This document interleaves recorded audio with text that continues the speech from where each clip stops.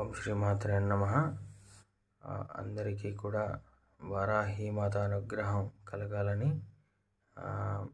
ఇప్పుడే వరాహీమాత యొక్క నవరాత్రులు చేసి ఈరోజు ఉద్వాసం చెప్తున్నానండి.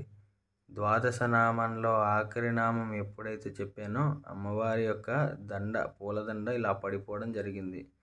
అంటే ఆ ద్వాదశ నామాల్లో అంటే అమ్మవారు ఏదైనా కరుణిస్తారు అనే దానికి ఉద్దేశం. కాబట్టి చూశారు కదా ఎలా పడిపోయిందో. అంటే అమ్మవారు వచ్చారు, నేనున్నానురా నీకెందుకు భయపడకు అని. సో అందరినీ కూడా రక్షించమని కోరుకుంటున్నాను. నన్ను ఒక్కడినే కాదు, నేను స్వార్థపరుడిని అయితే కాదు. నాకు ఎవరైతే ఫోన్ చేశారో వాళ్ళందరూ కూడా బాగుండాలని నేను కోరుకుంటున్నానండి.